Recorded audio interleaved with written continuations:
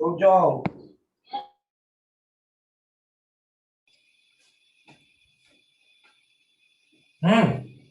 चलो, और क्या हाल चाल है? बढ़िया। चलो, आज तो बहुत सारे बच्चे आ गए हैं, है ना? सब मजे में? बढ़िया है, बढ़िया बढ़िया बढ़िया। चलो, तो करें अपन स्टार्ट। बिगनर बॉक्स 1 और 2 करा क्या? बिगनर बॉक्स 1 और 2 कर लिया? एक्सरसाइज भी कर ली, बहुत ही बढ़िया। सेकंड ही करा, कोई दिक्कत नहीं, कोई दिक्कत नहीं। कल की क्लास अटेंड नहीं कर पाऊंगा, कोई दिक्कत नहीं। कल तो मेरी क्लास है भी नहीं, कल तो मेरी क्लास है भी नहीं ना। बिगनर बॉक्स 1 कर लिया, एक्सरसाइज भी कर ली, एक दो क्वेश्चन छोड़ के, बहुत बढ़िया। चलो, बढ़िया है, बढ़िया। एक्सरसाइज नहीं, कोई दिक्कत नहीं। कॉम्प्लेक्स क्यूब रूट एक बार बताया था ना शायद। Complex cube root of unity वाला पहले बताया था कि नहीं? Complex cube root of unity बताया था यार एक बार, मुझे ऐसा याद आ रहा है। ठीक है, मैं बता देता हूं, कल ले लेंगे अपन, कल या परसों में से ले लेंगे अपन। चलो, पहले अपन कंटिन्यू करते हैं, है ना? हाँ, तो कहां पे थे अपन लास्ट क्लास में? लास्ट क्लास में मैंने सारी कंडीशंस आपको बता दी थी, है ना? तो दो कंडीशन बताई थी, एक बार ब्रीफली मैं रिकैप कर देता हूं बेटा। ठीक है, क्या क्या चीज बताई थी? ठीक है, हाँ बताया था ना, ये देखो ओमेगा वाला, हाँ वैभव बता रहा है ना, ओमेगा वाला बताया था। ठीक है, हाँ चेक करी क्या? चयन पूरी चेक नहीं करी, एनसीईआरटी भेजी थी आपने, एक्सरसाइज भेजी थी, एनसीईआरटी पूरी तो चेक नहीं करी अभी, मैंने देख तो लिया था आपका सॉल्यूशन, है ना? चलो, तो उसमें मैंने ये बताया था कि दो टाइप के केस की अपन बात कर रहे थे। एक बार ब्रीफली मैं रिकैप कर देता हूं वापस से, ठीक है ना, क्या क्या चीज अपन ने बताई थी। ठीक, तो दो टाइप के केस की मैंने बात करी थी, एक तो होमोजीनियस की बात करी थी और एक नॉन होमोजीनियस की अपन ने बात करी थी। एक तो होमोजीनियस, ठीक है, और एक था नॉन होमोजीनियस।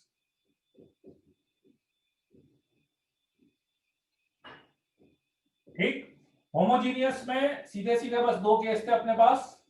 होमोजीनियस में दो केस थे, d equals to 0, d not equals to 0। d not equals to 0 क्या बोला था? यूनिक सॉल्यूशन, और इसको ट्राइवल सॉल्यूशन भी बोला था, जो कि x equals to y equals to z equals to 0 आ रहा। d is equals to 0 is infinite solution, और non zero solution, non trivial भी बोल सकते हैं उसको आप, और नॉन जीरो सॉल्यूशन भी इसी में आएंगे। कभी भी क्वेश्चन में यदि नॉन जीरो सॉल्यूशन की बात कर रहा है, नॉन जीरो सॉल्यूशन, तो वो भी इसी में आएंगे। ठीक है, तो होमोजीनियस में तो बस आपके पास दो कंडीशन थी, सीधी सीधी। होमोजीनियस में और कुछ भी अपने को नहीं करना था, दो कंडीशन की बात अपन होमोजीनियस में कर रहे थे। करेक्ट यहां तक? ठीक है, नॉन होमोजीनियस की बात करें, और होमोजीनियस मतलब अपन ने क्या बोला था, याद है ना? होमोजीनियस मतलब क्या बोला था? d1 equals to d2 equals to d3 equals to 0 वाला केस था। ठीक है, मतलब उसमें राइट हैंड साइड पे तीनों वैल्यू 0 आ गई थी। ठीक है, ये सब बच्चों को क्लियर है कि नहीं? बताओ, इसमें कोई डाउट है क्या किसी को? इसमें तो दो कंडीशन के अलावा तीसरी कोई कंडीशन की जरूरत नहीं पड़ रही थी। सबको क्लियर है? बहुत ही बढ़िया बच्चे हैं।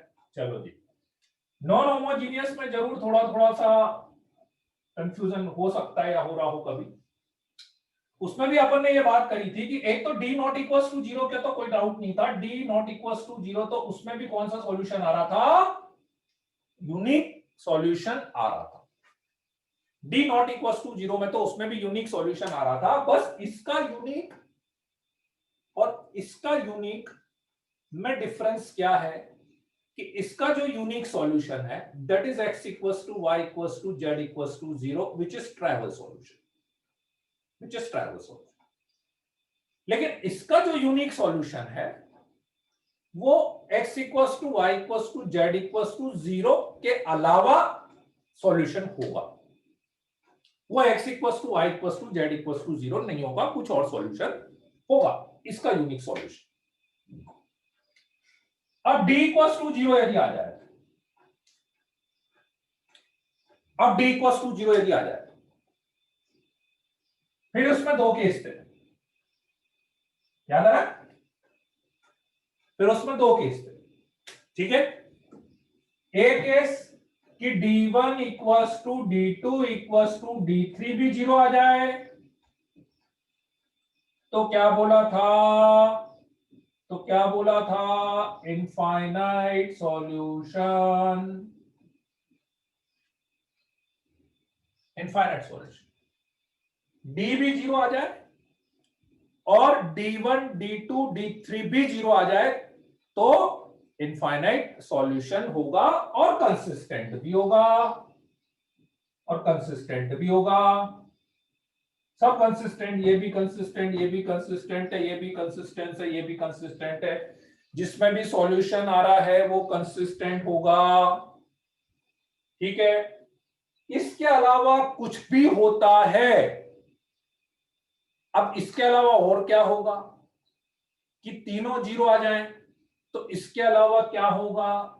At least one non zero. वही बात होगी ना भाई, या तो तीनों 0 आ रहे होंगे या at least one of D1 D2 D3 is non zero. तो नो सॉल्यूशन वाली बात अपन ने करी। यही थी कि नहीं? यहां तक की बात सबको क्लियर थी? यहां तक की बात है ना? बताओ, किसी को कोई डाउट है? ये 5 केस में, इन 5 केस में ये क्लियर हो जाए तो फिर आगे बात करें अपन। सबको बहुत बढ़िया है ना? कुछ क्वेश्चंस अभी करेंगे तो थोड़े से और आपको कैलकुलेशन पार्ट इसमें समझ में आ जाएगा, है ना? चलो पहले क्वेश्चन कर लेते हैं, फिर उसके बाद जो एक केस मुझे बताना है वो मैं अलग से बता दूंगा आपको, नहीं तो फिर क्या है, कंफ्यूजन हो जाएगा आपको, है ना? कर सकते हैं इसके क्वेश्चन सब बच्चे? इसके बिगनर बॉक्स 3 के क्वेश्चन भी स्ट्रेट अवे हैं, हाँ ऑलमोस्ट सारे ही, मतलब बिल्कुल इजी जैसे ये, कोई ज्यादा एकाध एक्सेप्शन केस है ना? चलो, तो अब अपन आगे बढ़ते हैं इसमें। क्वेश्चंस यदि ये सब के हो गए तो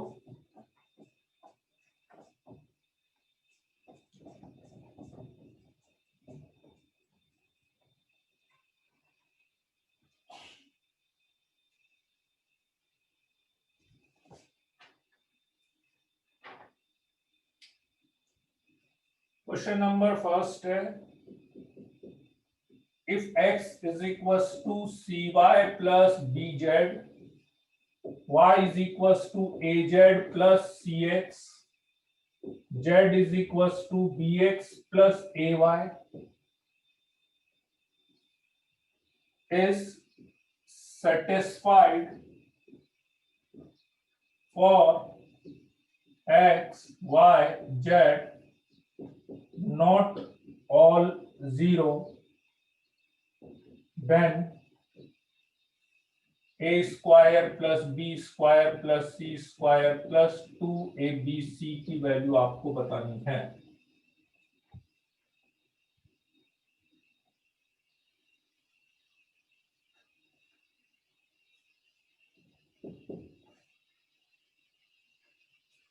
Find the set of all values of lambda for which the system of equation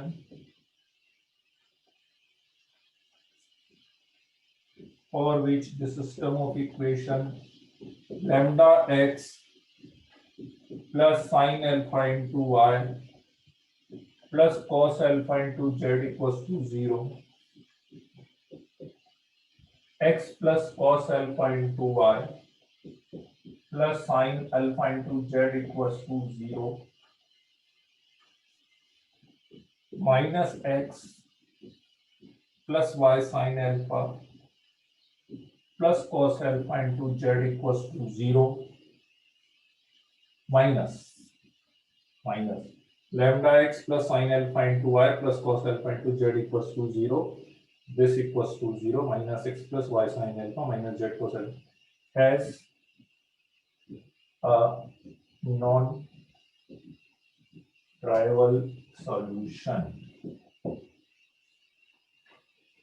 इसके नॉन ट्राइवल सॉल्यूशन हैं।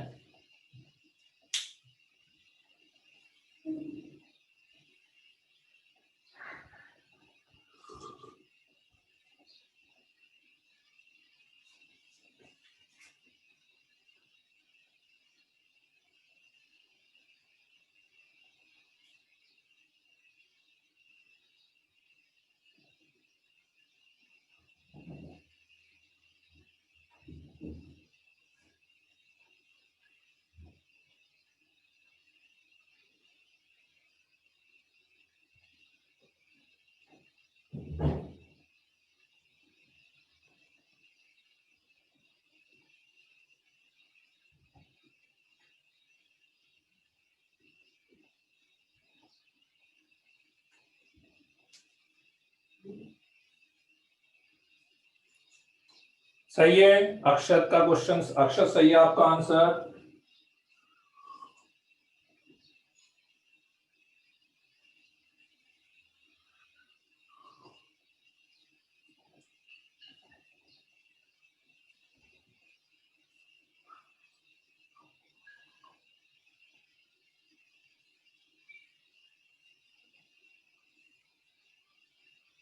बढ़िया है, एकदम सही है।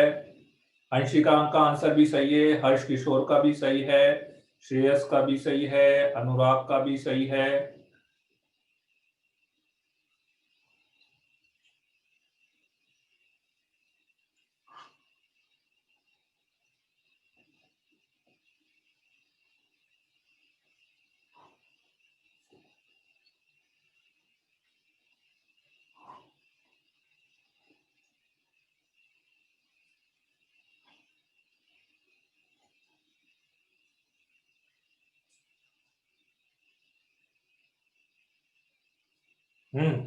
सही है।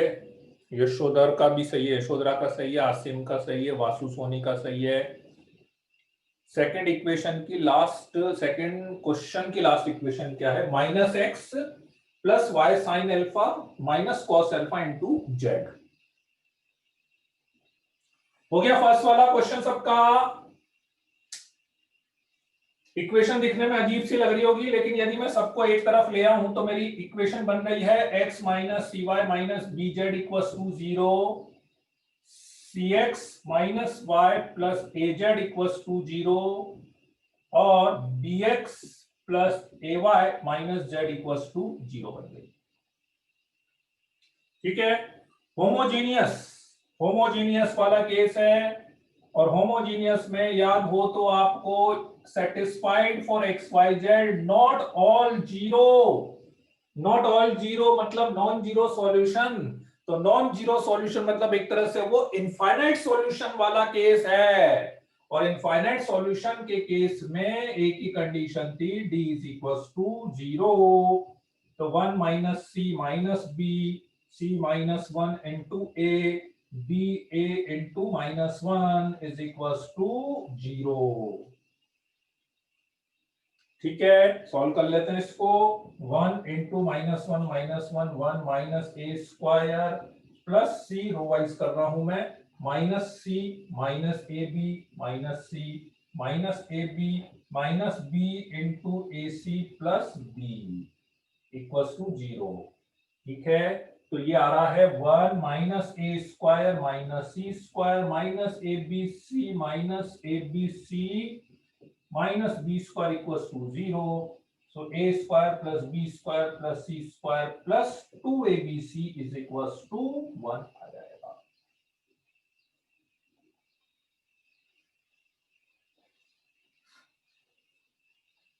सेकंड का क्या आ रहा है? नहीं नहीं अक्षत, सेकंड का -1 नहीं है, गलत है।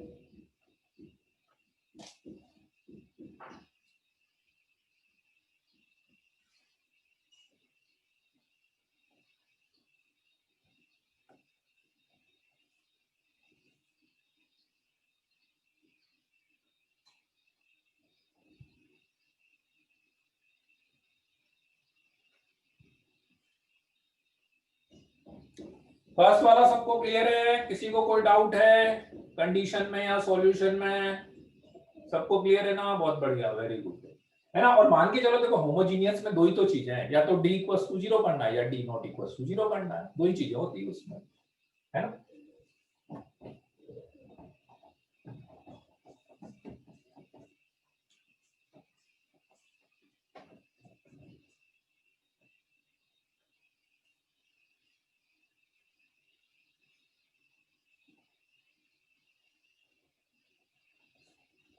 सेकंड वाला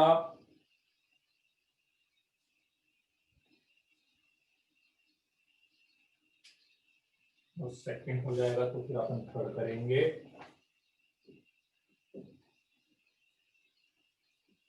और what values of P and Q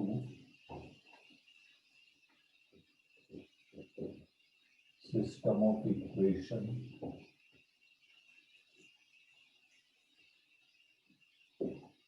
qx plus p1 plus 6z equals to 8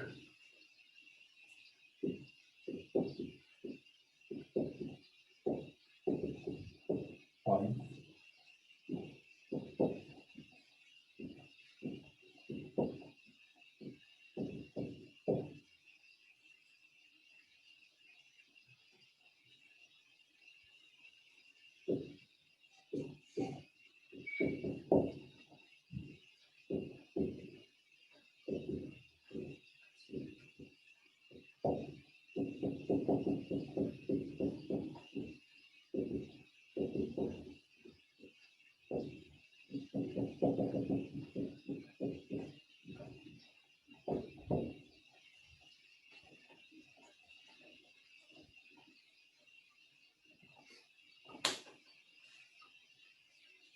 सही है, वैभव का आंसर सही है। सेकंड में वैभव का आंसर बिल्कुल सही है, सेकंड वाले में।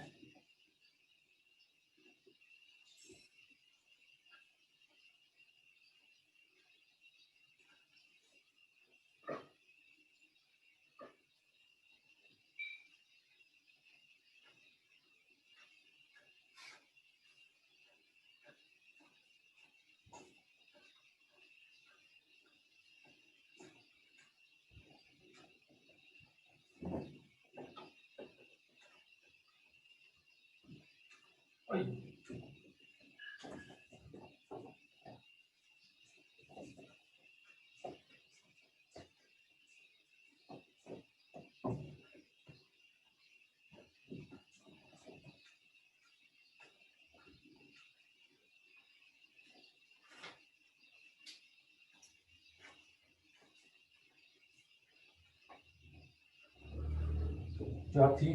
-x plus y।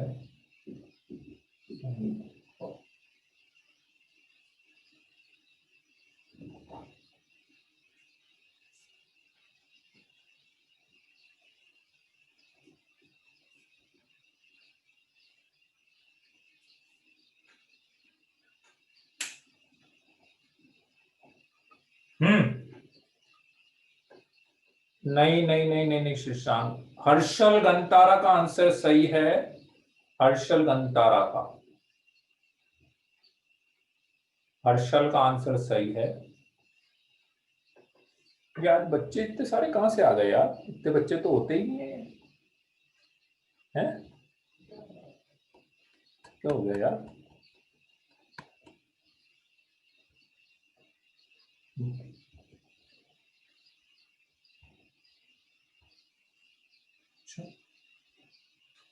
हाँ ये सही है, हर्ष किशोर का आंसर भी सही है। हर्ष किशोर का सही है। कितने हैं सर? आज 200 बच्चे, आज 200।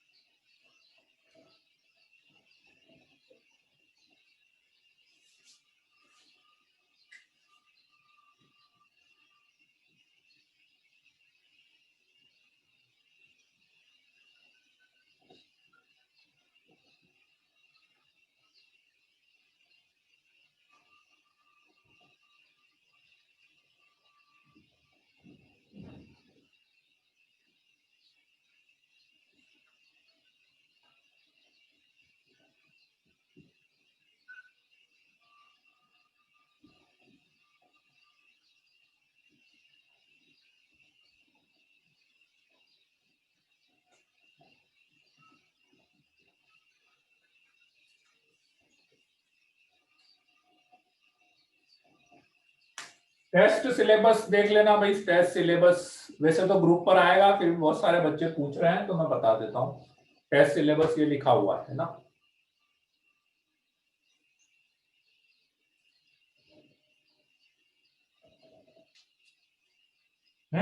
आ गया क्या? हाँ, आंचल का आंसर भी सही है, आंचल का बहुत बढ़िया वाला भी आ गया ना सर सिलेबस। सिलेबस आ गया क्या? तो फिर कौन पूछ रहा था अभी? कोई पूछ रहा था, रुचिता पूछ रही थी। थर्ड का आंसर आएगा तो इंटीजर में, इंटीजर में नहीं, मतलब कोई इंटरवल भी आ सकता है, ठीक है, कोई इंटरवल भी आ सकता है। चलो पहले ये देख लो तो, set of all values of lambda for which the system equation has a non trivial solution. Non trivial solution मतलब non zero solution. Non zero solution तो वही डिटरमिनेंट जीरो करना है, तो डिटरमिनेंट जीरो करोगे तो lambda sine alpha cos alpha, यहां पर आएगा 1 कॉस अल्फा साइन अल्फा, यहां पर आएगा -1 sine alpha minus cos alpha is equals to 0। ऐसा आ जाएगा, ठीक है। चलो इसको सॉल्व करते हैं। Lambda into minus cos square alpha minus sign square alpha, ठीक है। इधर से ले लेता हूं मैं -1 इंटू, इसको छोड़ दिया, इसको छोड़ दिया, minus sine alpha cos alpha, तो -2 साइन अल्फा कॉस अल्फा हो गया, ठीक है। एंड प्लस -1 इंटू, इसको छोड़ दिया, इसको छोड़ दिया, तो sine square alpha minus cos square alpha ना, sine square alpha minus cos square alpha is equal to 0। ऐसा, ठीक है। यहां से माइनस लैम्डा कॉमन लेंगे तो sine square alpha plus cos square alpha 1 हो गया, यहाँ पे प्लस साइन 2 अल्फा हो गया, और यहाँ पे भी plus cos 2 alpha is equal to 0 हो गया।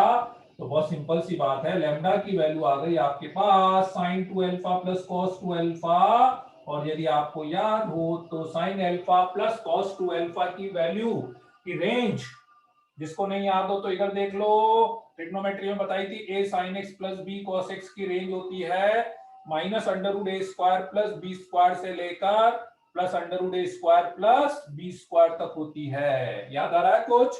तो दैट्स व्हाई इसकी वैल्यू कहां से कहां तक होगी, -√2 से लेकर +√2 तक हो जाएगी, -√2 से लेकर +√2 तक हो जाएगी।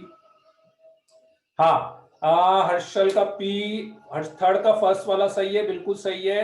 हर्षल का फर्स्ट वाला सही है, सेकंड वाला भी बिल्कुल सही है, थर्ड वाला सेकंड वाला हाँ बिल्कुल सही है, बहुत बढ़िया, वेरी गुड, वेरी गुड। हर्ष किशोर थर्ड, नहीं नहीं नहीं नहीं, थर्ड केस का कितना रहा हर्षल? हाँ हाँ हाँ हाँ हाँ हाँ, सही है सही है सही है हर्षल, थर्ड वाले केस का आंसर सही है, सही है, सही है हर्षल, तीनों सही है, बहुत बढ़िया, very good, very good conclusion.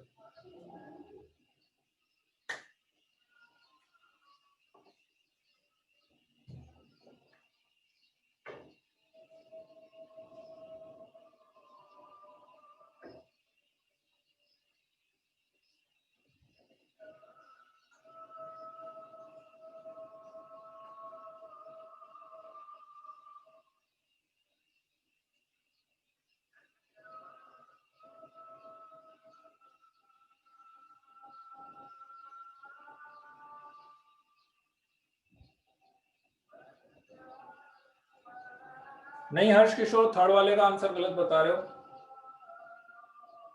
कुछ भी लिख रहे हो क्या? -√2 से √2 तक तो कर ही दिया ना, थर्ड वाले का आंसर गलत है आपको।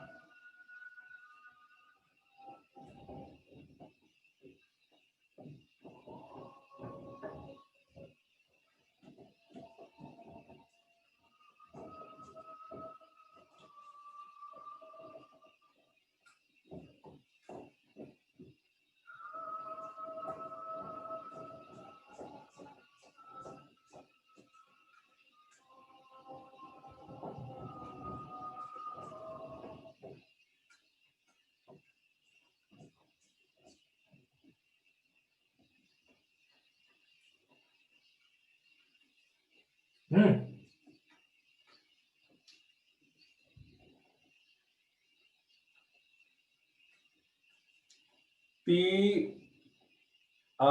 पुष्कर फर्स्ट का कंक्लूजन निकालना पड़ेंगे यार। फर्स्ट वाला कंप्लीट सही नहीं है, पुष्कर फर्स्ट वाला कंप्लीट सही नहीं है।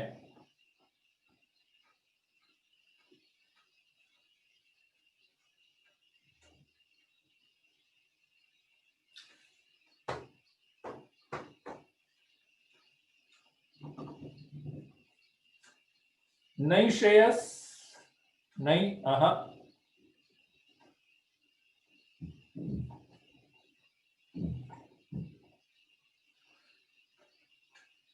और पुष्कर क्यू का कंक्लूजन नहीं निकल रहा है क्या? कुछ भी क्यू का कंक्लूजन नहीं निकल रहा है क्या?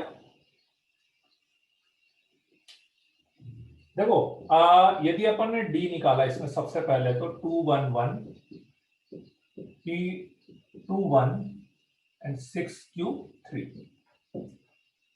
ठीक है, चलो अपन देखते हैं क्या क्या वैल्यू आ रही है, फिर अपन फर्दर बात करते हैं।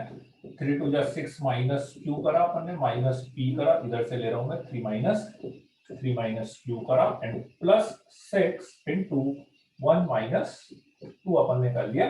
So that is 6 to the 12 minus 2q minus 3p plus pq and minus 6.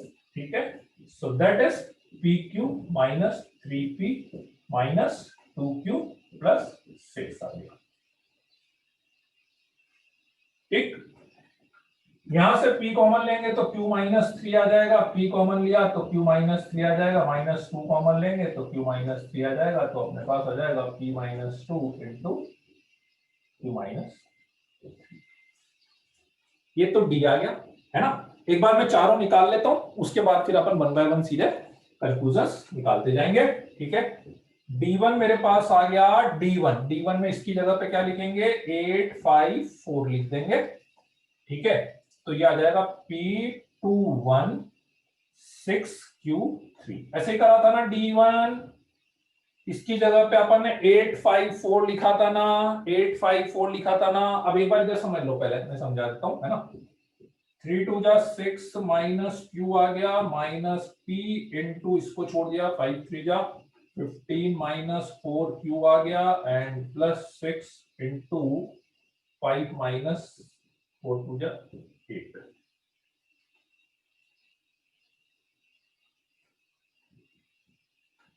(48) minus 8Q minus 15P plus 4PQ minus 6 3 18।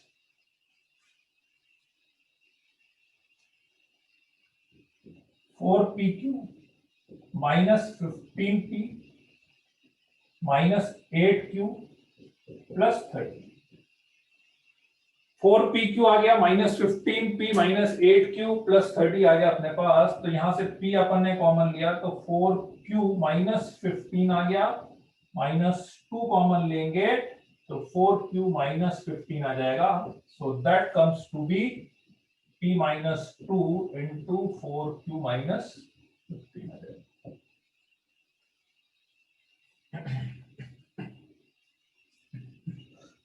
ठीक है, D1 आ गया, D2 निकाल लेते हैं आप। D2 में क्या करेंगे, इसकी जगह पे 854 आएगा। ठीक है, 2 1 1 यहां पे 854 और ये आएगा 6Q3। ठीक, so that comes to be 2 5 3 15 minus 4Q minus 8 into इसको छोड़ दिया 3 माइनस Q और प्लस 6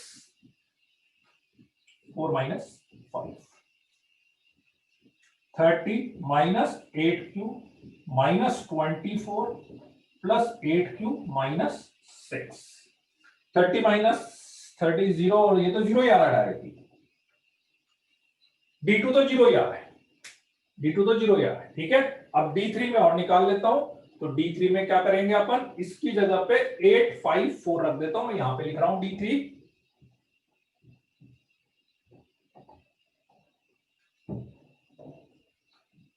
ठीक है, D3। तो D3 में अपन क्या करेंगे, 2 1 1 ऐसा का ऐसा, P2 1 ऐसा का ऐसा, और यहां पे इसकी जगह पे कर देंगे 8 5 4। तो ये मेरे पास आ रहा है 4 2 जा 8 माइनस 5 3 माइनस P इंटू, इसको छोड़ दिया इसको छोड़ दिया, -1 plus 8 minus 1।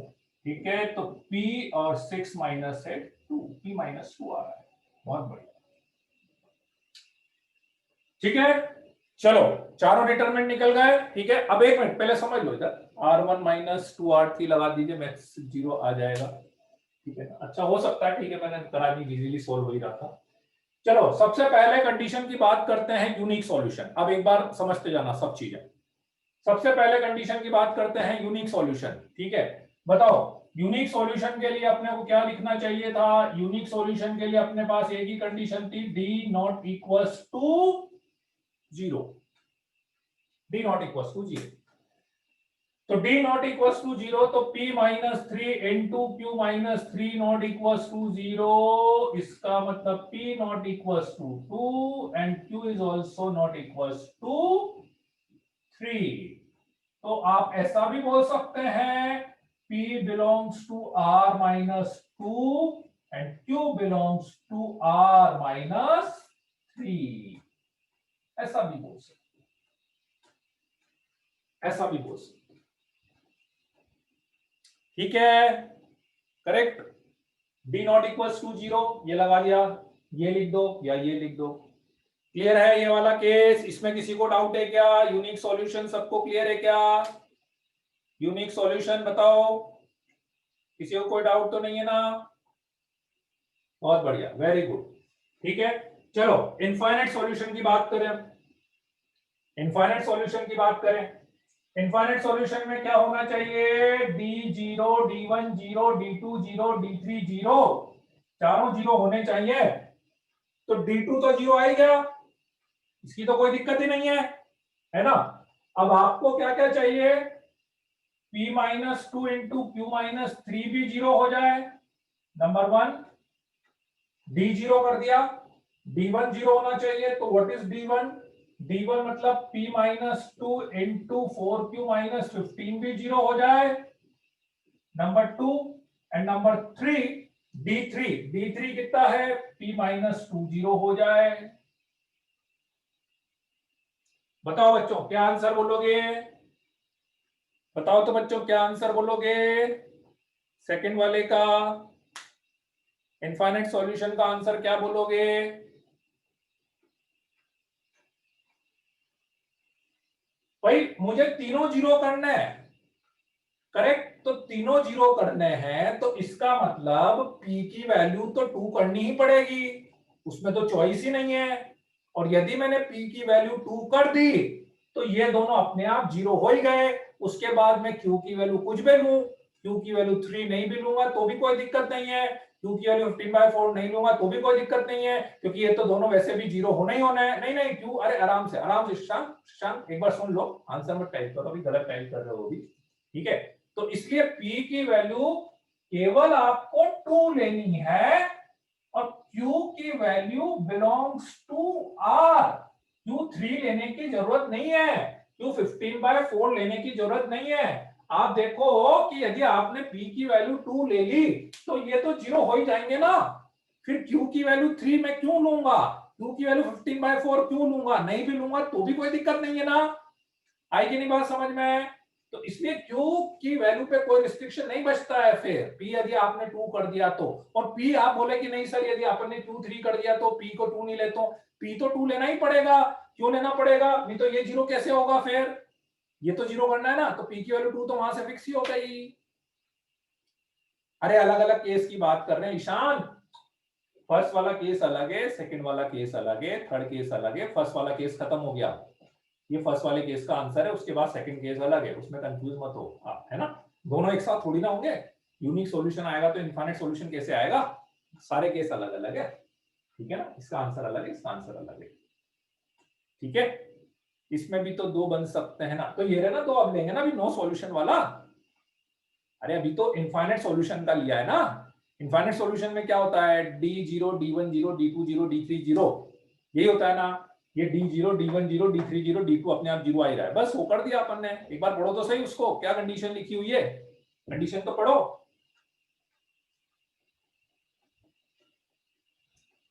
When P equals to 2 Q equals to 2, अरे Q equals to 3 करोगे भैया, Q equals to 3 करोगे, और P यदि आप 2 नहीं करोगे, P यदि 2 नहीं करोगे तो इसको और इसको कैसे जीरो बनाओगे, मेरे को बताओ तो सही।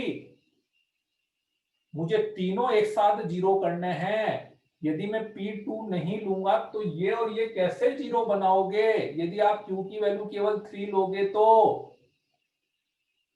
इसको कैसे जीरो बनाओगे बिना P को 2 लिए, ये तो बताओ मेरे को, बिना P को 2 लिए ये जीरो कैसे बनेगा, एक बार सोचो तो सही। मुझे तीनों चीजें जीरो करनी है ना बेटा, तीनों जीरो करने का तो एक ही रास्ता है ना, और कोई तरीका दिख रहा है क्या तीनों एक साथ जीरो करने का? ठीक है, Q को 3 लेंगे तो आंसर जीरो, अरे भाई Q को 3 लोगे ये कैसे जीरो बनाओगे, मुझे ये तो बताओ। Q को 3 लेने पे और P को R रखने पे ये जीरो बन जाएगा क्या?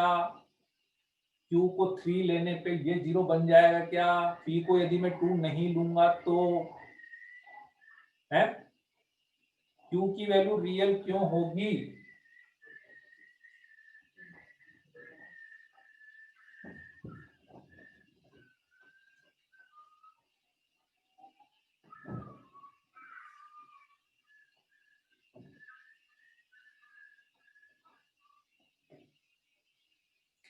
इतनी सी चीज में इतना कंफ्यूज क्यों होगा यार, इतनी सिंपल सी चीज है ये तो, है कहां इतना दिमाग लगा रहे हो यार।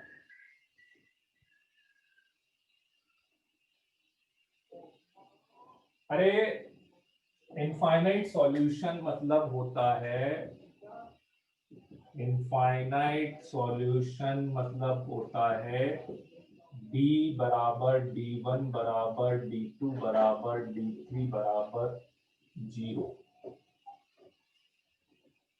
D तो 0 D2 तो 0 आ ही रहा है, ये आपका D है, ये आपका D1 है, ये D2 0 हो। मैं आपसे क्या बोल रहा हूं कि मैंने P की वैल्यू 2 ली है, अब यदि P की वैल्यू 2 रखी इन तीनों में तो ये भी मुझे 0 मिल गया। Q की मैं बात ही नहीं कर रहा हूं, Q आपकी इच्छा हो जो रख लेना, यदि मैंने P की वैल्यू 2 रखी तो ये भी 0 हो जाएगा, ये भी 0 हो जाएगा, ये भी 0 हो जाएगा। P की वैल्यू 2 नहीं रखी, आप बोले Q की वैल्यू 3 रखी और P की वैल्यू 2 मत रखो, तो Q की वैल्यू 3 रखी और P की वैल्यू 2 नहीं रखी तो ये 0 हो जाएगा, ये भी 0 नहीं हो पाएगा, ये भी 0 नहीं हो पाएगा। आप बोले Q की वैल्यू 15/4 रख लो तो ये 0 हो जाएगा, ये 0 नहीं हो पाएगा, ये 0 नहीं हो पाएगा। P जब तक आप 2 नहीं लोगे तीनों इक्वेशन एक साथ 0 नहीं हो पाएगी।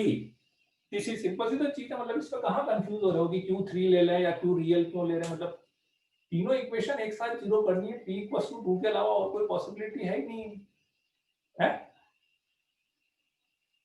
ठीक है ना, आई कि नहीं बात समझ में?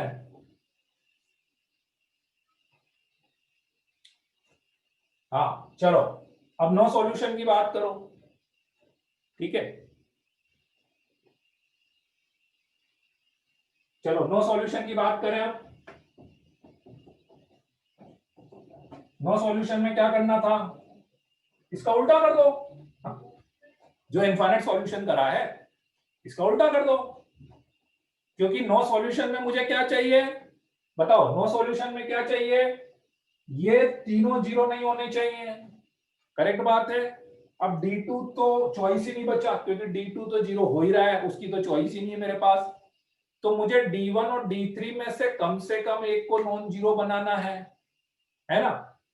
ठीक है, मतलब वैसे देखा जाए तो कुछ नहीं, इसका उल्टा कर दो ना, इसका उल्टा कर दो ना सीधा सीधा। इनफाइनाइट सॉल्यूशन में क्या कर रहे थे, P इक्वल्स टू 2 कर रहे थे, तो इसमें P नॉट इक्वल्स टू 2 कर दो।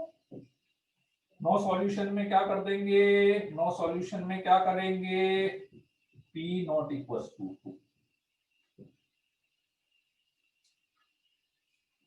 क्यों के ऊपर आएगी क्या कंडीशन, बताओ तो, क्यू के ऊपर कंडीशन आएगी क्या कुछ?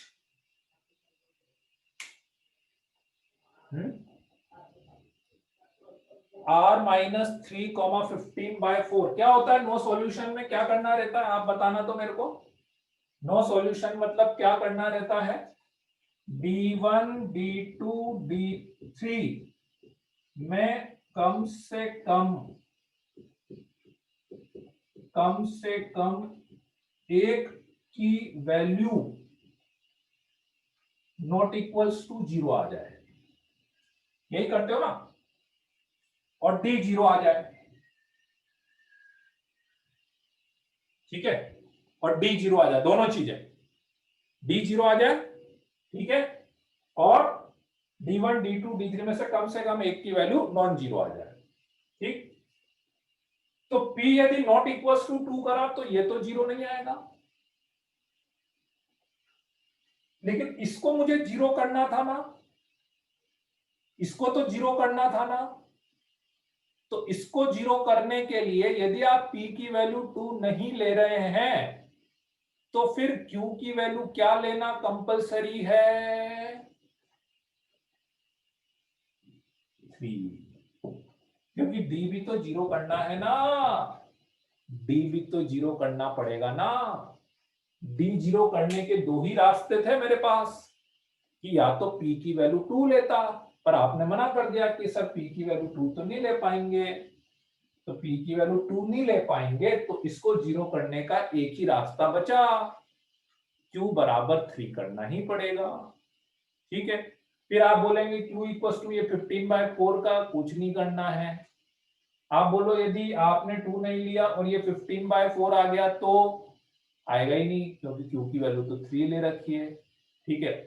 तो फिर क्या होगा, ये कुछ भी आए, लेकिन मैंने p की वैल्यू 2 नहीं ली है ना, तो p की वैल्यू 2 नहीं ली है तो इसका मतलब ये तो 0 होगा ही नहीं, और ये 0 नहीं होगा तो मेरी तो कंडीशन वैसे ही सेटिस्फाइड हो गई, क्यों? क्योंकि मुझे तो d1 d2 d3 में से कम एक को नॉन जीरो करना था, तो यदि ये नॉन जीरो हो गया तो इसका तो रोल ही खत्म हो गया, ये 0 आएगा तो भी मुझे कोई दिक्कत नहीं है, ये नॉन जीरो आएगा तो भी मुझे कोई दिक्कत नहीं है, लेकिन इसको 0 कंपलसरी करना था, उसका एक ही रास्ता बचा, q की वैल्यू 3 लेनी कंपलसरी थी, इसलिए।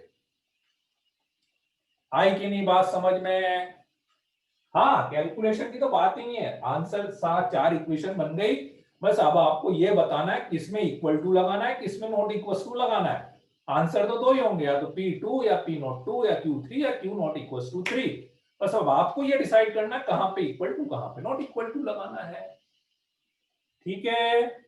हाँ, तो सर क्वेश्चन क्यू की भी क्या जरूरत है, कम से कम एक 0 हो तो गया, 0 थोड़ी ना करना है, उल्टी बात कर रहे हो, नॉन जीरो करना है, आप कंफ्यूज होगा, अक्षर 0 नहीं करना, नॉन जीरो करना, यदि 0 करना होता तो आप जो स्टेटमेंट बोल रहे हो बिल्कुल सही था, देखना एक बार नो सॉल्यूशन वाली कंडीशन देखना, अक्षर नो सॉल्यूशन वाली कंडीशन देखना, ठीक है, कम से कम एक 0 नॉन जीरो करना था, 0 नहीं करना था, नॉन जीरो करना था, नॉन जीरो करना होता तो आप बात सही थी कि d2 तो 0 हो ही गया था ना, फिर q की कोई रोल ही नहीं था, वो सही था इसलिए, ठीक है। एंड d1 में से मिनिमम एक 0 होना चाहिए, मिनिमम एक नॉन जीरो, सही बोल रहा हूं ना, बिल्कुल सही है, सही है एकदम, रूपांशु बिल्कुल सही लिखा है ना, साफ साफ लिखा है, d0 d1 d2 d3 में से कम एक की वैल्यू नॉन जीरो आ जाए, ठीक है।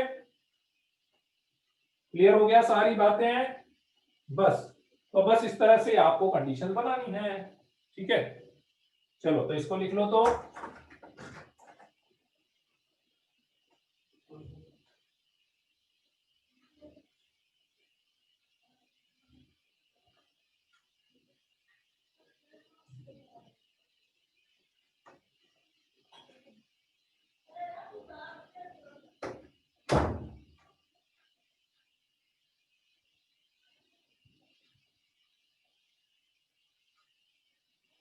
तीनों नॉन जीरो हो वो भी गलत है, नहीं नहीं रूपांशु तीनों, अरे कम से कम का मतलब क्या समझते हो, एक बार बताओ, मैंने बोला कम से कम एक, इसका मतलब क्या समझते हो?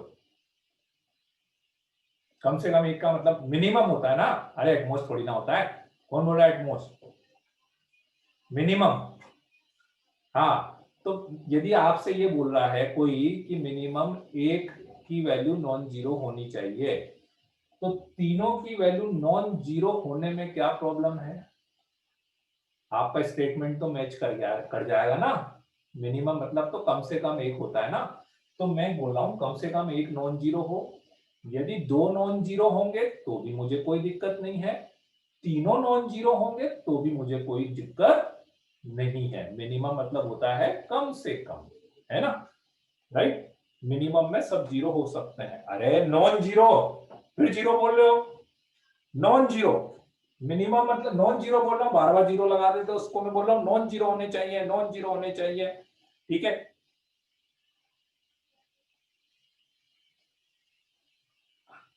आपने तो डी को और D3 को जीरो करके काम खत्म कर दिया ना। हाँ, अरे यार D3 कम से कम जब मैं बोल रहा हूं तो यदि D3 की वैल्यू भी नॉन जीरो आ गई, क्योंकि D2 की वैल्यू मैं कर नहीं सकता था नॉन जीरो, वो परमानेंट जीरो आ रहा था, तो मेरे पास दो ही चॉइस थी कि या तो मैं D1 को नॉन जीरो, नॉन जीरो सुनो भाई, नॉन जीरो करना था, या इसको नॉन जीरो करना था। कम से कम एक को नॉन जीरो करना था, तो मैंने बोला कि कम से कम एक को नॉन जीरो करना था, तो मैंने P की वैल्यू 2 नहीं ली। तो P की वैल्यू 2 नहीं ली तो ये तो नॉन जीरो हो गया था ना, ठीक है। अब आप बोलते कि इसको नॉन जीरो कर देते, एक पॉसिबिलिटी आप बोले कि इसको नॉन जीरो कर देते, तो ठीक है, इसको नॉन जीरो करने के लिए मुझे दो चीजें करनी पड़ती, ठीक है। हाँ, और डी तो जीरो करना ही है ना। अब देखो ये नॉन जीरो, इसको तो जीरो करना ही करना है, इसको जीरो करने के लिए क्यू की वैल्यू, अच्छा एक बार, हाँ एक मिनट एक पॉसिबिलिटी मैं चेक कर लेता हूं। यदि मैंने इसको भी तो मैं नॉन जीरो कर सकता हूं ना। यदि इसको नॉन जीरो करने के लिए p की वैल्यू 2 नहीं लूं और q की वैल्यू 3 ले ली, या p की वैल्यू 2 नहीं ले और q की वैल्यू 15/4 नहीं ले, नहीं ठीक है ना, ठीक है ठीक है ठीक है ठीक है, कोई दिक्कत नहीं है, क्योंकि q तो 3 लेना ही पड़ेगा ना, q तो 3 लेना ही पड़ेगा ना, और p की वैल्यू 2 ले नहीं सकता मैं। वही चीजें देखो, p की वैल्यू 2 लेना नहीं है, ठीक है, इतना कंफर्म हो गया, राइट, क्योंकि p की वैल्यू 2 ले लेंगे तो सारे जीरो हो जाएंगे, तो p की वैल्यू 2 ले नहीं सकते, तो p की वैल्यू 2 ले नहीं सकते तो q की वैल्यू 3 लेना ही पड़ेगा d जीरो करने के लिए। बस q की वैल्यू 3 ले ली, तो अब q की वैल्यू और कुछ लोगे नहीं आप, ठीक है। चलो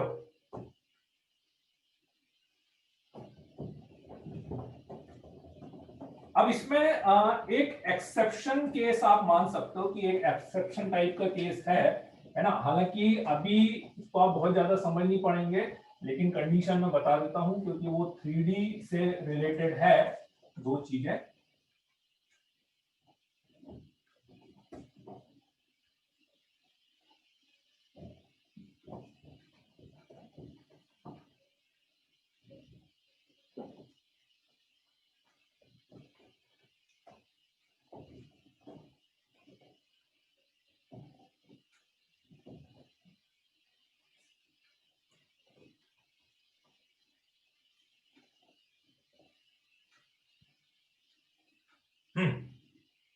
तो केस ये है कि जैसे अपन ने जो एक केस पढ़ा था,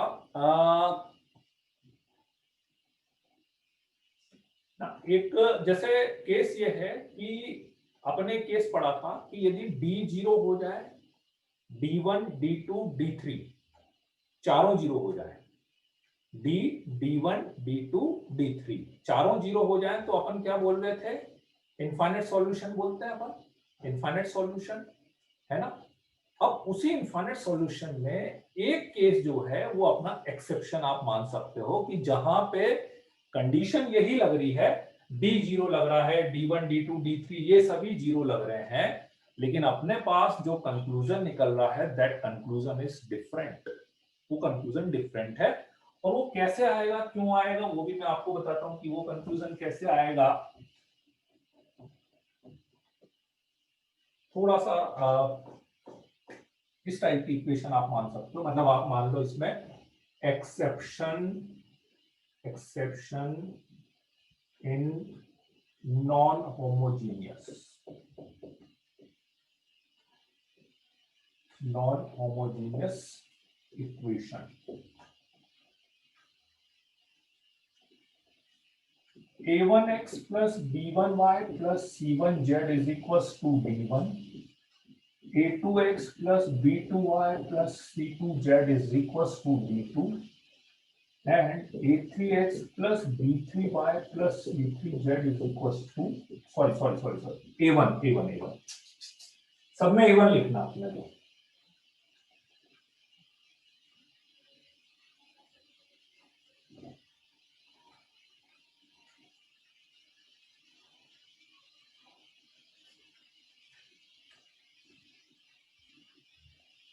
a1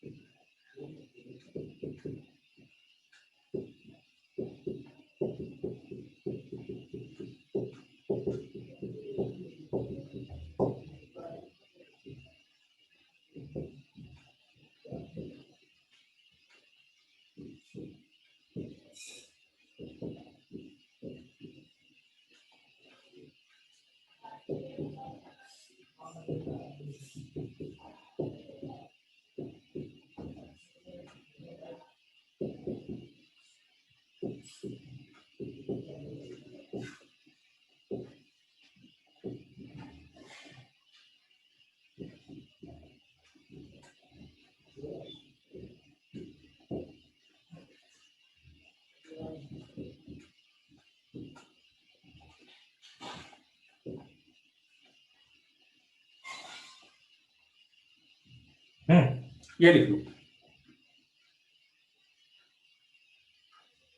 नहीं, क्वेश्चन के बाद कुछ नहीं, बस ये बताया था।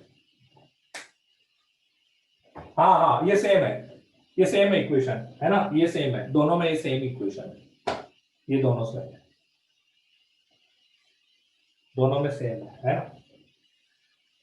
तो इसमें एक्सेप्शन ये है कि यदि आपके पास कभी ऐसी सिस्टम ऑफ इक्वेशन आ जाए, ऐसी सिस्टम ऑफ इक्वेशन मतलब इधर तीनों इक्वेशन सेम आ जाए, तीनों सेम आ जाए, या रेशो सेम आ जाए, रेशो भी हो सकता है ना सेम, है ना। जैसे मान लो x plus y plus z equals to 5 लिख रहा हूं मैं, और 2x plus 2y plus 2z equals to 1 लिखूं, तो आप बोलो सर ये तो अलग अलग है, ये तो ये वाला केस नहीं है, ये वाला केस है, वो 2 को उधर ले जाओ कॉमन लेके तो वो यही वाला केस बन जाएगा, फिर ऐसा भी हो सकता है। ठीक है, तो कंडीशन ये बोलते हैं कि यदि इन तीनों इस टाइप की इक्वेशन आ जाए, और इस टाइप की इक्वेशन में d1 d2 d3 में से at least 2 are not equal, at least 2 are not equal, हाँ दोनों में 7 है, ये दोनों में 7 है, इसमें दोनों में 7 है, इसमें तीनों में अलग अलग है।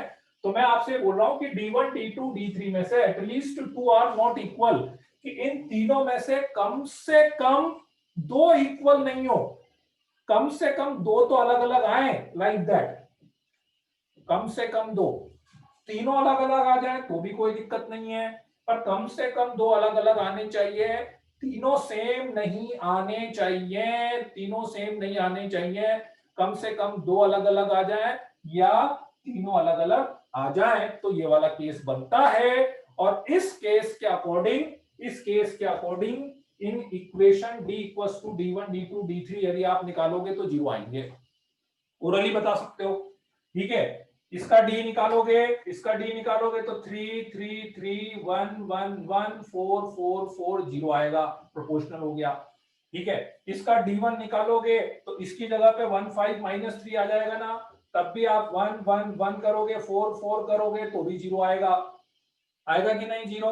ऐसे d2 निकालोगे तो भी जीरो आएगा, d3 निकालोगे तो भी जीरो आएगा, आएगा कि नहीं जीरो, बताओ। तो कंडीशन तो ये बनती है, इसमें इसमें आप सॉल्व करोगे तो आपको तो मिलेगा d1 d2 d3 जीरो मिलेंगे, ठीक है।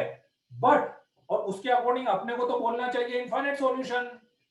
आप तो क्या बोलोगे कि सर इनफाइनाइट सॉल्यूशन बोलना चाहिए ऐसे कंडीशन में, तो नहीं, ठीक है। तो एक्सेप्शन यही है, एक्चुअली यही एक्सेप्शन है कि अपन इनफाइनाइट सॉल्यूशन नहीं बोलते, but system does not have infinite solution as they represent parallel plane, so no solution। तो उस केस में इनफाइनाइट सॉल्यूशन नहीं बोलेंगे अपन, नो सॉल्यूशन बोलेंगे, ठीक है। पैरेलल प्लेन क्या होता है वो अभी अपन बहुत डिटेल में तो नहीं सीखेंगे, ठीक है। नेक्स्ट ईयर आप 3D ज्योमेट्री पढ़ोगे तो वहां पे आता है, पर थोड़ा सा एक आइडिया मैं आपको दे देता हूं। जैसे जैसे मान लो दो लाइन होती है ना, दो पैरेलल लाइन, ऐसे दो पैरेलल लाइन होती है, तो दो पैरेलल लाइन होती है तो वो इंटरसेक्ट नहीं करती ना। अभी जैसे आप इक्वेशन में लिखूंगा, पैरेलल लाइन की इक्वेशन लिखूंगा तो like x plus y is equal to 5 आ गया, x plus y is equal to 7 आ गया, ऐसा आएगा ना, ठीक है। तो अभी जैसे आप x plus y equal to 5 और x plus y equal to 7 दे देता, ठीक है, तो आपको नो सॉल्यूशन मिलता ना, उसमें सॉल्यूशन तो नहीं मिलेगा ना। बिल्कुल ऐसे ही प्लेन की बात होती है, बिल्कुल ऐसे ही प्लेन, जैसे एक मान लो मेरा एक हाथ है, ये पूरा ऐसे इनफाइनाइट हाथ और एक ये ऐसे, तो जैसे दो पैरेलल प्लेन आ जाएंगे तो दो पैरेलल प्लेन कभी भी एक दूसरे को कट नहीं करते हैं, तो कट नहीं करते हैं तो सॉल्यूशन, ये एक्चुअली प्लेन की इक्वेशन है, ये जो अपन लिख रहे हैं ना, जैसे आप 2 वेरिएबल में लिखते हो वो लाइन की इक्वेशन आती है ना, ऐसे 3 वेरिएबल में क्या होता है, प्लेन की इक्वेशन होती है। तो वो जो अपन इनफाइनाइट सॉल्यूशन, यूनिक सॉल्यूशन बोल रहे हैं, मतलब वो प्लेन के इंटरसेक्शन की बात कर रहे हैं बेसिकली। तो एक्चुअली यदि प्लेन पैरेलल हो गए तो उसके भी क्या होंगे, नो सॉल्यूशन आएंगे। तो ये वाला जो केस है ये एक्सेप्शन हो जाता है कि ये तीनों प्लेन क्या है, एक तरह से पैरेलल प्लेन है, तो इसमें ये तीनों प्लेन पैरेलल है, तो तीनों प्लेन पैरेलल हो गए तब भी सॉल्यूशन नहीं आएगा। इसमें क्या होता है, इसमें ये दोनों प्लेन पैरेलल है, ये दोनों प्लेन तो कोइंसाइड हो गए एक तरह से, ये दोनों तो एक ही प्लेन हो गए ना, ये दोनों तो एक ही प्लेन हो गए ना, है ना, ये दोनों तो एक ही प्लेन हो गए, लेकिन ये इसके पैरेलल प्लेन, मतलब यूं मान लो कि दो प्लेन तो कोइंसाइड कर रहे हैं लेकिन तीसरा प्लेन पैरेलल है, तो तीनों को एक, दोनों को एक साथ सेटिस्फाइड कराने वाला तो कोई भी पॉइंट नहीं हो पाएगा ना। हाँ, एक्स वाई जेड रेशो में भी होना चाहिए ना, तो ये लिखा मैंने इसीलिए बताया था, एक्स वाई जेड रेशो में होगा तो भी चलेगा, कोई दिक्कत नहीं है, उसको आप इधर ले जाओगे तो भी चल जाएगा, वो एक्स वाई जेड नहीं, A1 A2 A1 B1 C1 और A2 B2 C2 की बात कर रहे हैं, ठीक है। तो इसलिए इस वाले केस आप एक्सेप्शन मान सकते हो, बाकी सब जगह अपनी कंडीशन लग जाती है, ठीक है। आगे बात समझ में,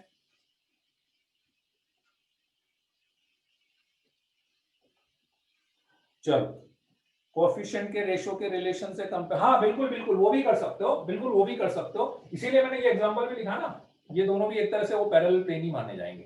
कोएफिशिएंट जैसे आप स्ट्रेट लाइन में करते हो ना, स्ट्रेट लाइन में भी कोएफिशिएंट का रेशो ले लेते हैं अपन, A1 A2 B1 B2, तो वहां पे भी कर लेते हैं ना, बिल्कुल ऐसे यहाँ पे भी करते हैं, हाँ हाँ हाँ बिल्कुल बिल्कुल बिल्कुल, ठीक है। यूनिक सॉल्यूशन कैसे आता है प्लेन में, यूनिक सॉल्यूशन, अब प्लेन पे मत जाओ, यूनिक सॉल्यूशन जैसे आप बना के देख लो, जैसे ये दो प्लेन है ना, देखो ये दो प्लेन है और ऐसे तीसरा प्लेन है, तो वो तीन प्लेन जो है एक ही पॉइंट पे कट करते हैं, तीन प्लेन जो आते हैं ना वो एक ही पॉइंट पे कट करते हैं। जैसे आप देखो ना, आपने वो देखा हो कहीं पे तीन प्लेन दिख जाएंगे आपको, ऐसा और ऐसा वाला एक्स वाई जेड, एक प्लेन ये मान लो, एक प्लेन ये मान लो और एक प्लेन ये मान लो, ओरिजिन, हाँ तो ओरिजिन आएगा ना आपके पास, एग्जैक्टली ओरिजिन आएगा ना, हाँ लिख लिया क्या, ये लिख लिया। तो एक लास्ट केस और मेरे को बताना है,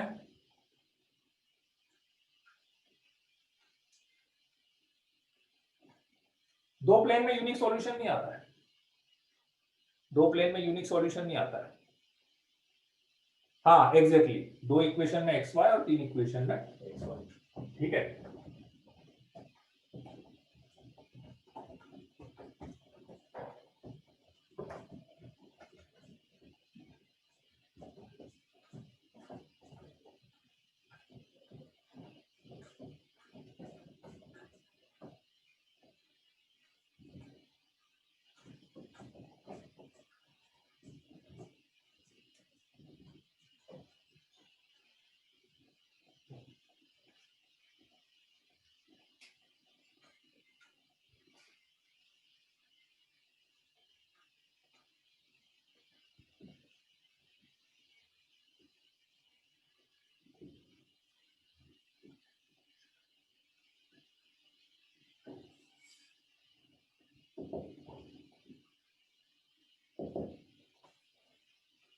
दो वेरिएबल तीन इक्वेशन, दो वेरिएबल और तीन इक्वेशन की बात कर रहे हैं, मतलब एक तरह से ना ये लाइन की इक्वेशन हो गई।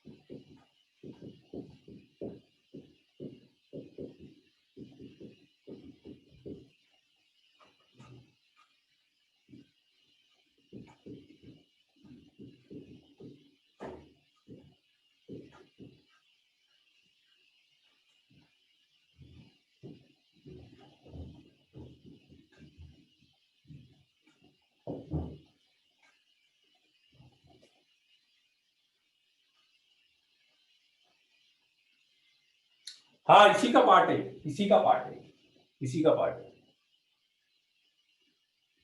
इसी का पार्ट है। ठीक है, ये एक मतलब बेसिकली ये क्या है, एक तरह से तो स्ट्रेट लाइन में भी अपन डिटेल में पढ़ेंगे, पर ठीक है अभी भी आपको समझना तो है, से क्वेश्चन आपको मिलेंगे, है ना, कि जनरली जो क्रेमर्स रूल की अपन बात करते थे ना, ये लिखा ना हेडिंग, ये लिखना है solution in two variable and three equation. देखो क्रेमर्स रूल की जो अपन बात करते थे, क्रेमर्स रूल में क्या होता था कि तीन वेरिएबल तीन इक्वेशन, दो वेरिएबल दो इक्वेशन, है ना। अच्छा ये चीज ध्यान रखना, क्रेमर्स रूल ऐसा नहीं है कि तीन वेरिएबल तीन इक्वेशन पे ही लगेगा, दो वेरिएबल दो इक्वेशन पे भी लग सकता है, सारी कंडीशन एज इट इज रहेगी, डी D1 D2 D3 तो उसमें होगा ही नहीं, है ना। ये ध्यान रखना बेटा, ये ऐसा नहीं है कि तीन पे लगाना है, और वो दो पे जरूरत इसलिए नहीं पड़ती है, दो का मैंने इसलिए नहीं बताया क्योंकि दो तो क्या वो स्ट्रेट लाइन से हो जाता है, तो अपने को क्रेमर्स रूल लगाने की जरूरत नहीं पड़ती है। जैसे मान लो अब इसमें है, इसमें आपको क्रेमर्स रूल लगाना हो तो इसमें भी लग तो जाएगा क्रेमर्स रूल, लगा सकते हो कि नहीं। इसका डी क्या लिखोगे बताओ, इसका डी क्या लिखोगे, A1 A2 B1 B2, इसका D1 क्या लिखोगे, इसकी जगह पे C1 C2 लिख देंगे,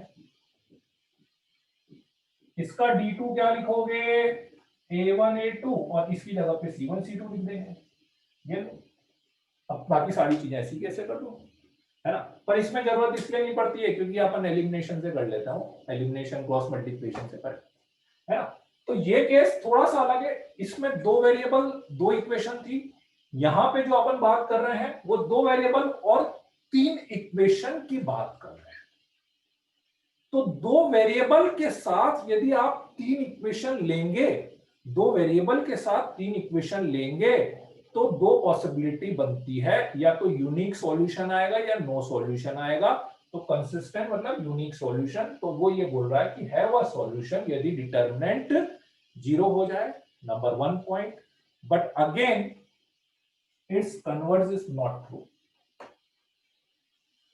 it's converge is not true, इसका मतलब क्या है कि यदि इसका सॉल्यूशन है तो डिटरमिनेंट जीरो होगा, लेकिन डिटरमिनेंट जीरो हुआ देन मे बी पॉसिबल कि system of equation have no solution, then also system of equation have no solution. ठीक है, मे बी ये जीरो हो जाए देन ऑल्सो, जबकि अपन क्या बोल रहे हैं कि ये जीरो होने पे इसके सॉल्यूशन आएंगे, पर इसका कन्वर्ज ट्रू नहीं है। ठीक है, फॉर एग्जांपल मैंने देखो एक केस लेके भी बताया, बिल्कुल वही पैरेलल लाइंस के लिए, पैरेलल लाइंस के लिए कि ये तीन इक्वेशन आ रही है, इसमें मैंने डिटरमिनेंट लगाया, वो जीरो आ गया, पर इक्वेशन तीनों इक्वेशन पैरेलल लाइंस की है, तो मैं डायरेक्टली बता सकता हूं कि पैरेलल लाइंस की है तो इसके तो सॉल्यूशन होंगे ही नहीं, पैरेलल लाइंस की है ना, तो इसके तो सॉल्यूशन हो ही नहीं सकते। ठीक है, अब आप बोलोगे कि सर हमें कैसे पता लगेगा कब लगाना है कब नहीं लगाना, कब सॉल्यूशन आएगा कि नहीं आएगा, बिल्कुल सही बात है। ठीक है, तो अब आप पॉइंट समझो, क्वेश्चन में क्या करेंगे, क्वेश्चन में तो हमेशा आपको ये लगाना है, क्वेश्चन में तो आपको हमेशा यही चीज लगानी है।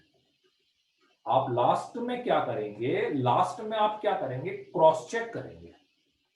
कैसे क्रॉस चेक करेंगे, मान लो वो क्या देगा, यहां पे उसने मान लो लैम्डा दे दिया, अब उसने मेरे से पूछा कि लैम्डा की वैल्यू बताओ जिसके लिए ये इक्वेशन कंसिस्टेंट है, तो मैं सॉल्व करूंगा, लैम्डा की वैल्यू निकालूंगा, मान लो लैम्डा की दो वैल्यू आ गई, lambda equals to 1, lambda equals to 2, वो दोनों वैल्यू मैं इसमें रख के देखूंगा, क्या देखूंगा, क्या देखूंगा कि कहीं सिस्टम ऑफ इक्वेशन ऐसा तो नहीं बन रहा है, पैरेलल टाइप की तो नहीं बन रही है, बस पैरेलल नहीं बननी चाहिए, बस पैरेलल नहीं बननी चाहिए, बस पैरेलल नहीं बननी चाहिए, बाकी और कुछ चेक नहीं करना। वो जो वैल्यू निकाली है वो वैल्यू वापस से सिस्टम ऑफ इक्वेशन में रख के आप देख लो कि वो जो तीन इक्वेशन बनी है वो पैरेलल टाइप की तो नहीं बन रही है ना, पैरेलल टाइप की नहीं बने तो कोई दिक्कत नहीं है, मैं आंसर बता सकता हूं।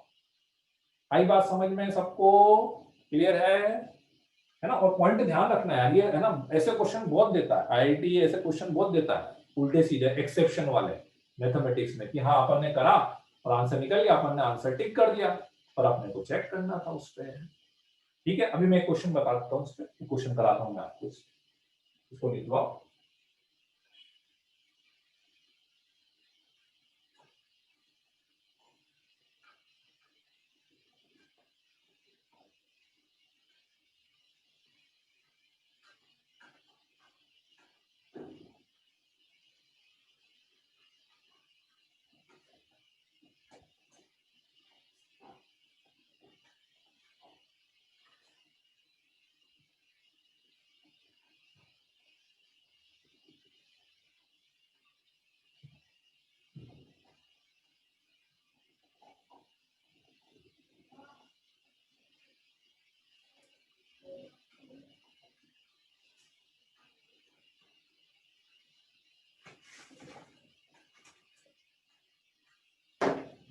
लिख लिया,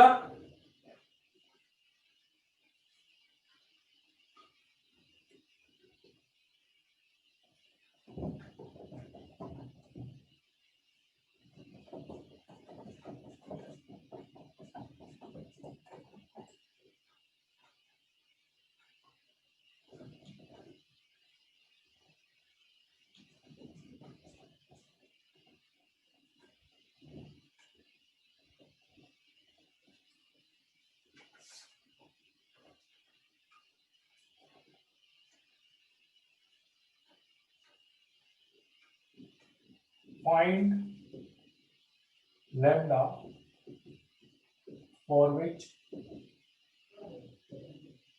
system of equation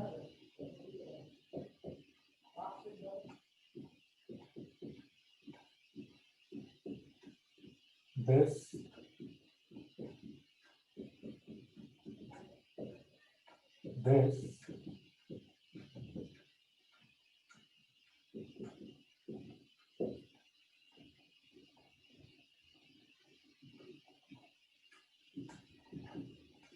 consistent। ठीक है, find the value of lambda for which this system of equation are consistent, ये सिस्टम ऑफ इक्वेशन क्या हो जाए अपने पास, कंसिस्टेंट हो जाए।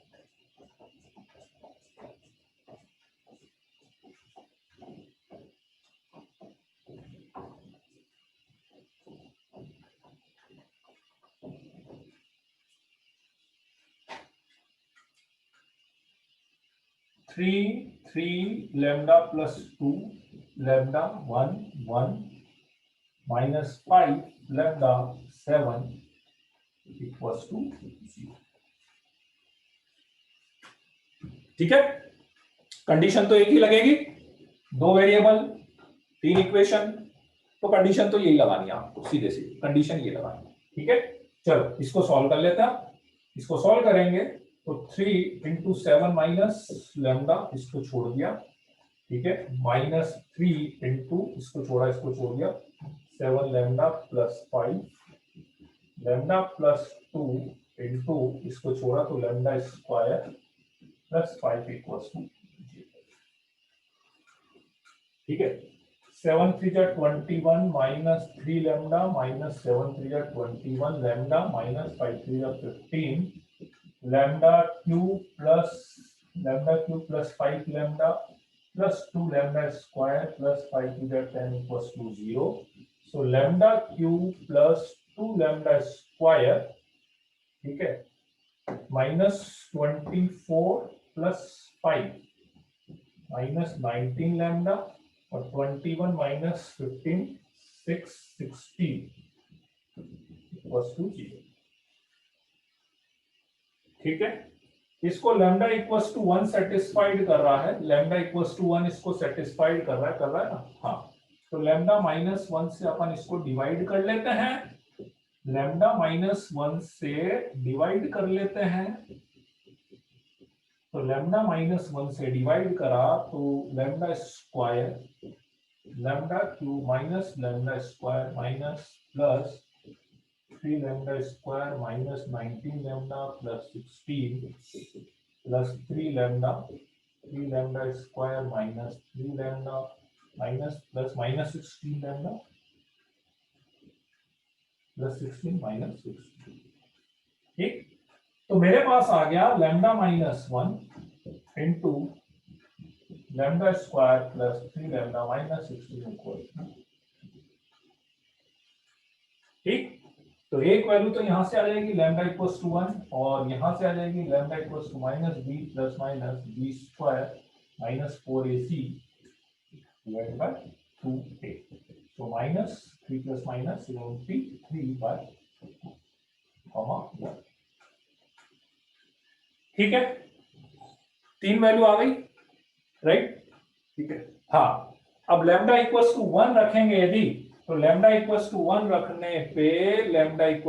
रखने पे प्रॉब्लम ये आ रही है कि लैम्डा इक्वल्स टू 1 रखने पे ये तीनों लाइंस जो है पैरेलल लाइंस बन रही है कि नहीं। सो तीनों लाइंस पैरेलल बन रही है, तो इस तरह से चेक करना है, तो लैम्डा इक्वल्स टू 1 सॉल्यूशन नहीं होगा, बाकी की दो वैल्यू अपनी आंसर आ जाएगी। तो लैम्डा की दो वैल्यू पॉसिबल है, बाकी की दो वैल्यू इसलिए आ जाएगी, आप बोले बाकी की दो वैल्यू भी तो चेक करेंगे ना, बाकी की दो वैल्यू में साफ साफ दिख रहा है, आप लैम्डा वो लोगे वैल्यू तो कभी भी वो पैरेलल लाइंस तो नहीं बनेगी, इसका स्लोप लगाएगा, इसका लगाएगा, इसका लगाएगा, तो इसलिए। ठीक है, राइट। तो आंसर लैम्डा की वैल्यू पूछा था ना उसने, नहीं इनकंसिस्टेंट नहीं बोलेंगे, गर्व सिंह इनकंसिस्टेंट नहीं पूछेंगे, उसने क्या बोला था, find lambda for which system of equation are consistent. तो लैम्डा इक्वल्स टू 1 मत बोलना आंसर, लैम्डा की बाकी की दो वैल्यू अपन आंसर बोल देंगे, बस। This is the my point. ठीक है, बोलो बच्चों, आया कि नहीं समझ में बात। तो ये ऐसे चेक करने वाली हैबिट जरूर रखना है यार, चेक करने वाले जरूर क्वेश्चन दे देते हैं अपन, है ना। कभी भी ऐसे नहीं, ये जो दोनों केस मैंने लास्ट में बताया ना, आज के जो लास्ट के दोनों केस बताए ना, वो अच्छे से याद रखना, ठीक है ना। एक तो एक्सेप्शन वाला जो केस है उसमें भी आपको चेक करना पड़ सकता है, और एक ये वाला जो केस है उसमें भी आप ध्यान रखना कि ये भी चेक करना पड़ सकता है। ठीक है, चलो, तो बस ये अपना डिटरमिनेंट आज खत्म हो गया है ना। तो डिटरमिनेंट खत्म हो गया है, तो कल अपन नेक्स्ट क्लास में फिर अपन स्ट्रेट लाइन स्टार्ट करते हैं। ठीक है, तो कल थर्सडे है, थर्सडे को मेरी शाम को क्लास कब है मैं देख लेता हूँ। ठीक है, थर्सडे को, तो कल प्रोबेबली कल अपन 3 से 4 क्लास रख लेंगे, एक है ना, 3 से 4 एक क्लास में रख लूंगा, ठीक है ना, कल या परसों, कल या परसों, कल रख लूंगा, कल रख लेते, कल रख लें 3 से 4, कल 3 से 4 रख लें, ठीक है ना। कल रख लेंगे, ठीक है ठीक है ठीक। 99% कंफर्म है, ठीक है 99% कंफर्म है, कल 3 से 4 रहेगी, ठीक है। और फाइनल फिर भी आप ग्रुप पे मैं अपडेट कर दूंगा आपको, ठीक है, जैसा भी रहेगा, ठीक। चलो ओके देन, बाय बाय, ठीक है। लिंक मैं बता दूंगा, या तो उसी लिंक से अपन कंटिन्यू कर लेना, ठीक है, मैं बता दूंगा, लिंक वही रहेगी, क्या है मैं बता दूंगा।